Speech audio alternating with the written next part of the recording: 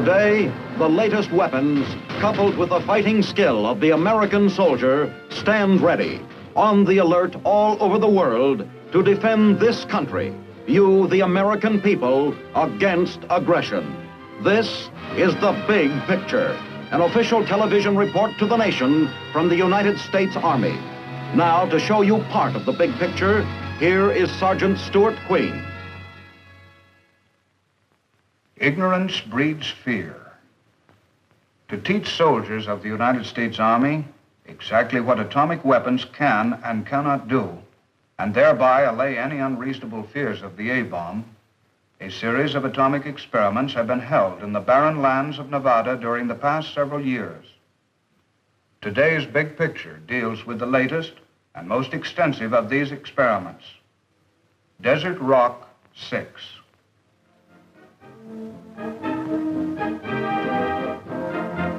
In the spring of 1945, victory in Europe terminated a slow, painful war in the old world.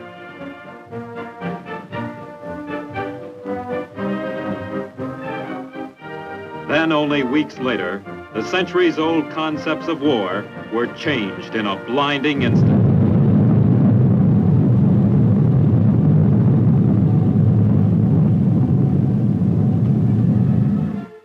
Here at Hiroshima was felt the awful impact of man's new, mightiest weapon, the A-bomb. Accompanying the blast were searing heat and atomic radiation, a word in effect new to most of the world's population. In the ensuing years, both the lethal power of the atom and the means of delivering it were improved.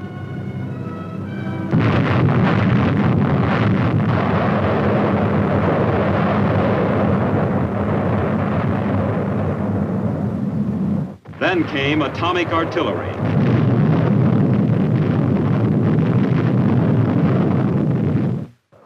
Research and development in several areas promise more powerful warheads, longer-reaching weapons, and simultaneously reduce the defender's chance against them. Today, no one has a greater interest or a greater stake in the development and the use of atomic firepower than the American soldier. Would the ground soldier become obsolete? Was a question asked immediately by civilian and military alike. To answer the question and to explore its ramifications, the U.S. Army set up an atomic experiment station at Camp Desert Rock, Nevada. By winter of 1954-55, 31 different atomic devices had been tested.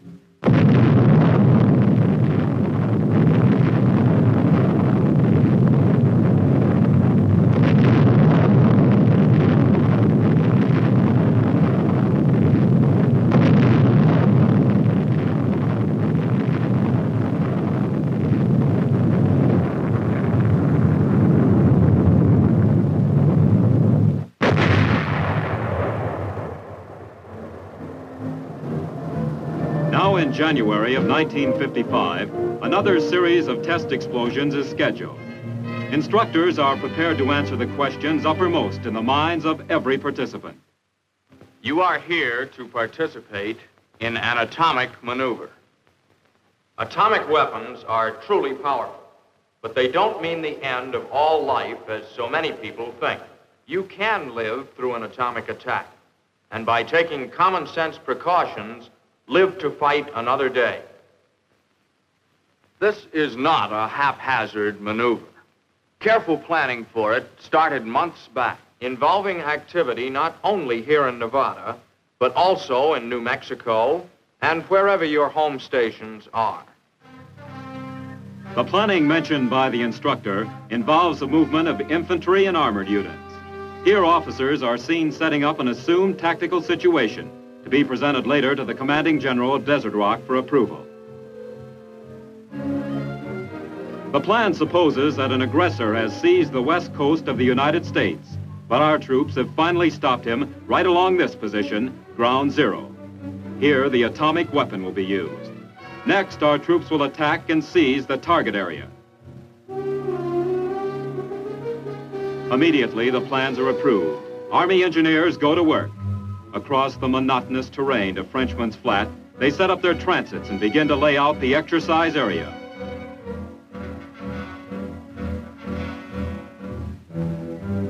A few miles away lies a sandy parcel of land called Ground Zero. No longer an anonymous, desolate stretch of land, Ground Zero is level, then topped with a series of concentric asphalt circles, forming an enormous target. Nearby, Signal Corps men lay communication lines to receive and transmit telephone and teletype messages. At the same time, the enormous task of excavating entrenchments for participating soldiers is underway. A mechanical ditch digger does the initial digging, gouging out trenches and foxholes. Next, the men who will occupy the positions during the blast finish the entrenchments by adding sandbag reinforcement. Don't worry, men. I tried on those foxholes for size myself, many times. They'll be big enough and safe enough to hold 2 infantry soldiers. Let's take a look at a typical atomic explosion. See what happens, and find out what there is to be afraid of and what we don't have to fear. First of all, what's our first inkling that an atomic bomb has gone off? That's a tremendous flash of bluish-white light, many times brighter than the sun, and a lot closer to you. Whether the bomb went off 5 or 55 miles away, you'll know that it has gone off by this light, and that you should take immediate action to protect yourself. As soon as that glare fades, you'll see a ball of fire at the point where the explosion occurred. This fireball turns from white to orange, then to a bright red.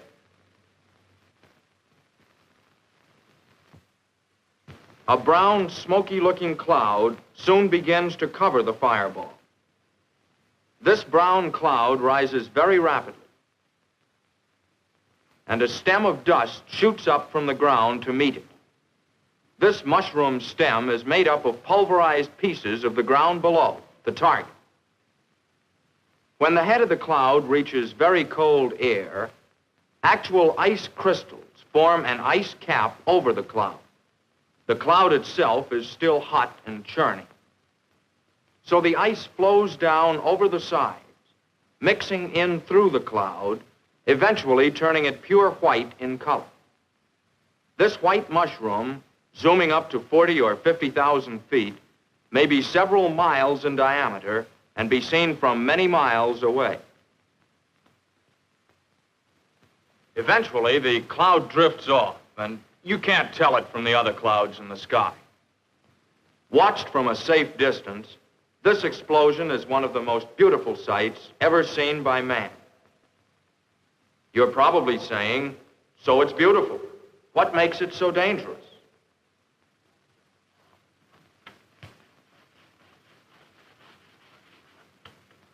Basically, there are only 3 things to think about: blast, heat, and radiation. Let's take a look at each of these in turn. Blast from an atomic explosion is just like blast from any other explosion, except it's larger. The wall of air pressure created by this atomic weapon can hurt you and your equipment. The atomic blast pushes on an obstacle like a building for about 1 second, about 100 times as long as ordinary high explosive. You might say that where ordinary bombs hit a building sharply and let suction pull out the walls, the atomic bomb leans on a building until it pushes it over.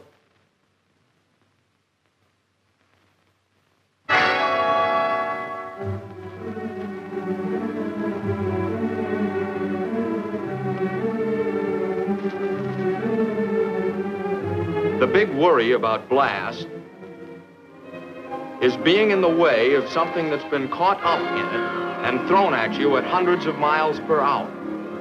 Or it may pick you up and throw you at a building at the same speed.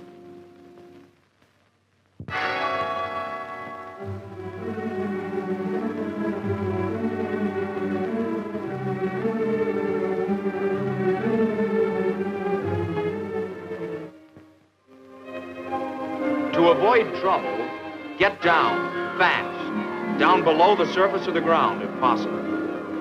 If you stay down so that the flying debris can sail over you, you can protect yourself completely from atomic blast. The next thing to consider is, how long do you have to get down? The blast and the flying debris arrive at your position at the same time you hear the sound of the explosion. This means roughly about 5 seconds per mile for the shock wave to reach you. At a mile away, you've still got time to get into a hole. When you see that glare, hit the dirt, fast. So much for the blast from an atomic explosion. But what about the heat and flash of the detonation? The fireball is originally more than 1,000 times as hot as the surface of the sun.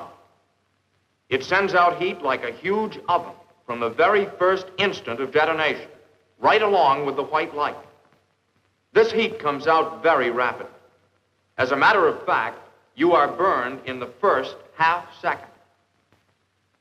In the half second it takes for our brains to tell our muscles, A-bomb, take cover, we have already been burned.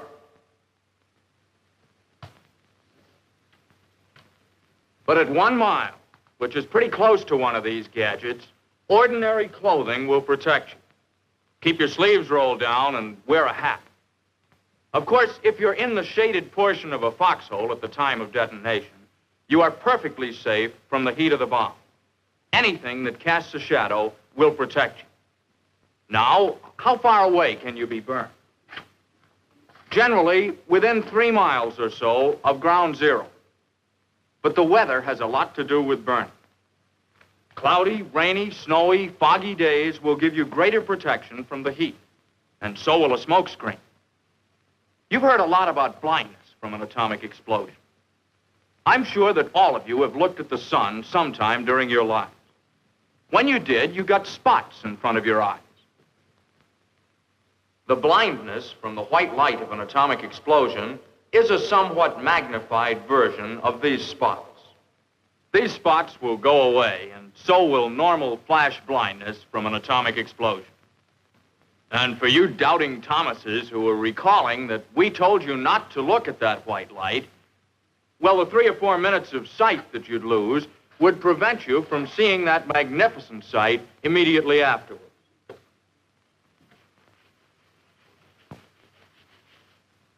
And now we come to what a lot of people consider the $64 question, radiation. This is the one new effect obtained by the use of an atomic weapon. Truthfully, it's the least important of the 3 effects, as far as the soldier on the ground is concerned. Still, radiation affects the body much as an X-ray does. If enough is received, it can be fatal. From an airburst, however, this fatal dose of radiation can be gotten only fairly close to ground zero, with distances practically never exceeding 1 mile.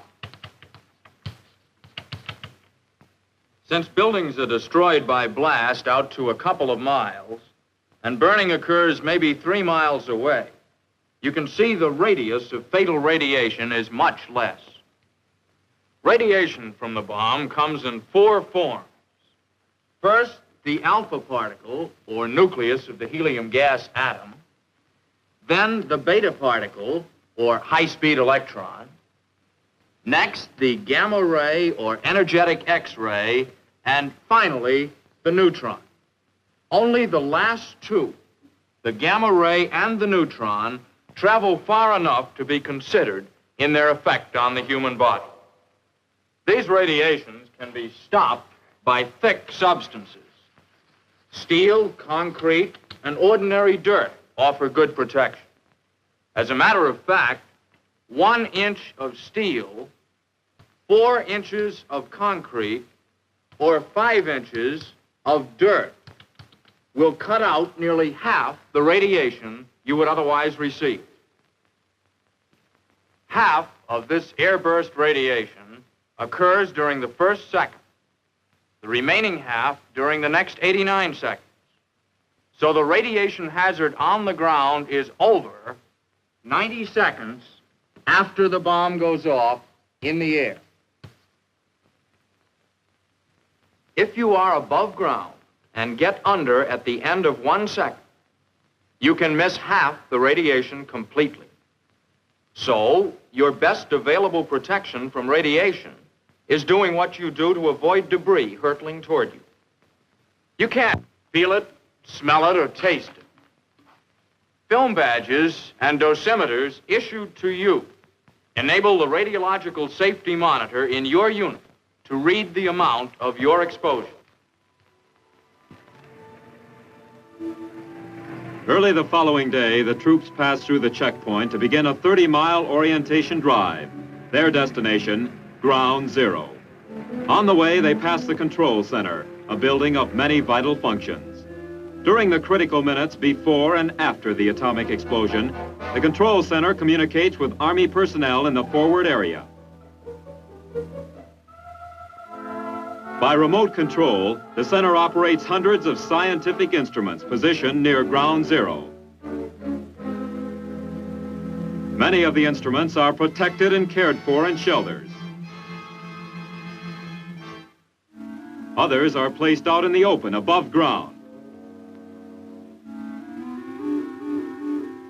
The presence of so many protective and measuring devices is reassuring to the man who will shortly be stationed within the range of the explosion.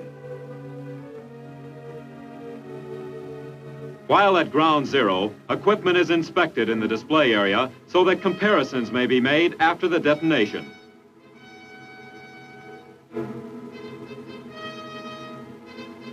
Not only will tests show the effects of atomic weapons on ground troops, but they will indicate the effects on military equipment and buildings. Test equipment is set up at various intervals from Ground Zero, from 2 miles to 1/4 of a mile. Test equipment is placed above ground unsheltered, above ground sheltered, and in dug-in positions. A model city is erected that will test the degree of destruction on homes and the effect on their occupants, here represented by mannequins. Food is also to be tested. Meanwhile, advancing from the south are the tanks comprising Task Force Razor, 55 M48, supported by more than 200 other vehicles. For 3 days, the men and machines have been traveling through the wastelands of the Mojave and the Death Valley deserts. Once it reaches a detonation area, Task Force Razor will pause briefly for the explosion, then move forward to encounter and subdue a ghost battalion entrenched in the target area.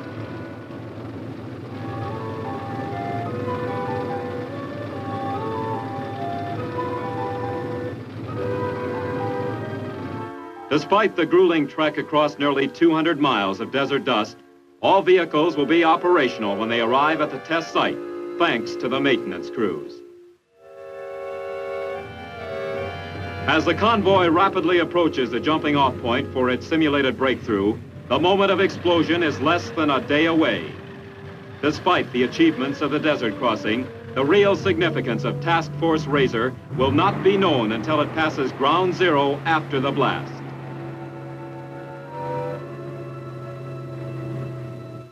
Night falls swiftly at Desert Rock, the tension and the excitement mounting. For some of the participating troops, nearby Las Vegas offers an evening's entertainment, a distinct but equally stimulating change from the preparations for the atomic blast. The weekly free show sponsored by the Las Vegas Variety Club comes off on schedule.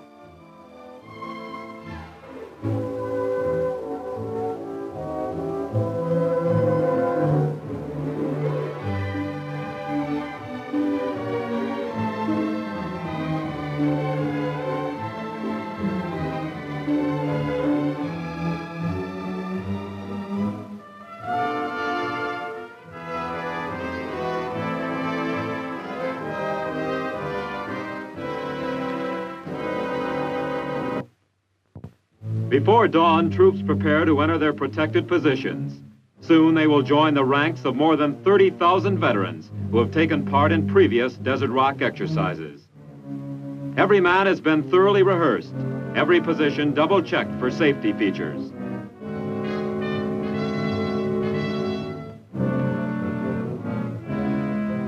In the time that remains before the detonation, the troops receive final instructions from their briefing officer. He first locates Ground Zero, which lies just over the small hill about 5 miles beyond the dry lake bed.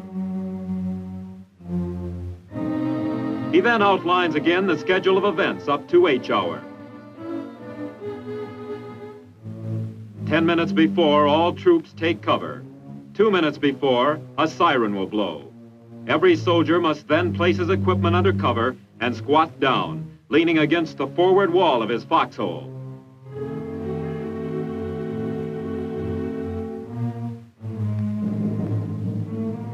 At the proper instant before H hour, rockets will be fired skyward for measuring purposes. Elements of Task Force Razor stand in readiness. Sugar, minus 30. I would be transmitting to you by telephone. Turn off all engines, all radios. Face all turrets to the rear. Shut all hatches. I say again, turn off all engines, shut off all radios, face all turrets to the rear, close all hatches.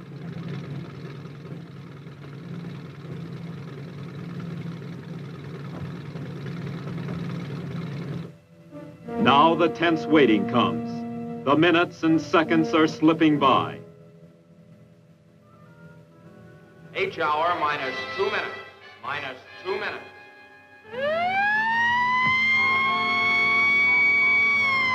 All personnel kneel down in the trenches. Lean against the forward wall and stay down.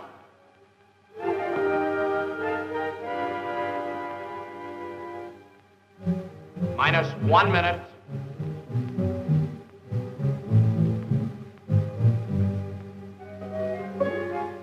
Thirty seconds.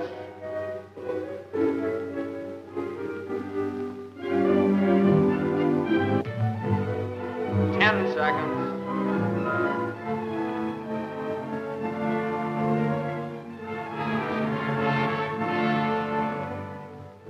5, 4, 3, 2, 1.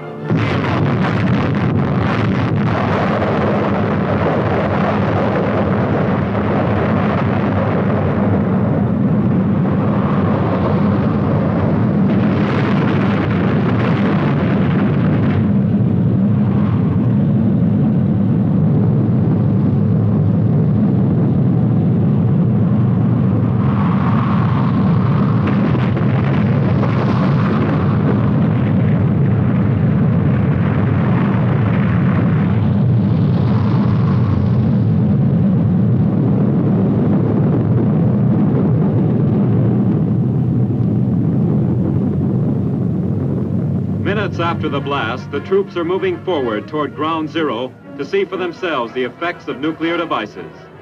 This first-hand experience is one which will be embedded in the memory of every man. Simultaneously, the tankmen of Task Force Razor are grinding toward Ground Zero and beyond, fighting their way through traps and blocks built and manned by the Ghost Battalion.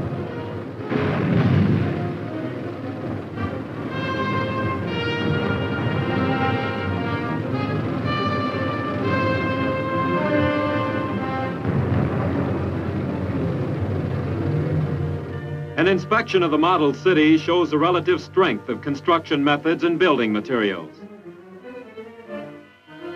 Vehicles, weapons, and equipment are inspected for damage. They represent an enemy's arms, but they could be our own. Some damaged beyond repair, others still usable.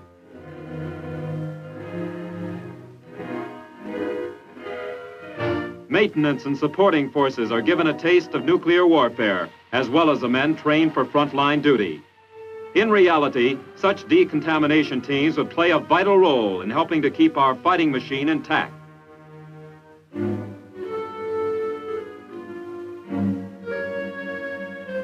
Ground Zero has been reached, explored, and left behind.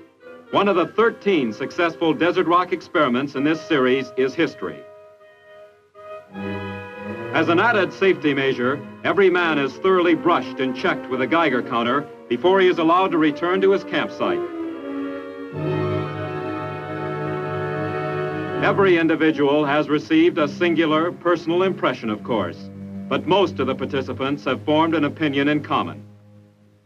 But, Bert, don't you think that the atomic weapon would be a mighty powerful thing for our soldiers to avoid on the battlefield? Well, Al, there's no question about it. It is a powerful weapon.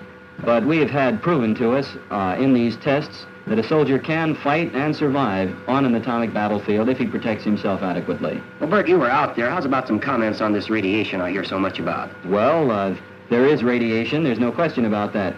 But, well, for example, the other day I was out there at 2,500 yards from ground zero, and I received 1 milliroentgen of radiation during that time. And it takes approximately 450 Roentgens to place one in the critical category. So, as you can see, I'm still here. To the question, what about the ground soldier in the atomic age, Desert Rock experiments give a clear answer. The atom has revolutionized the mechanics of warfare, but the basic element, the fighting man, remains unchanged. No one is more aware of this than the men of the United States Army.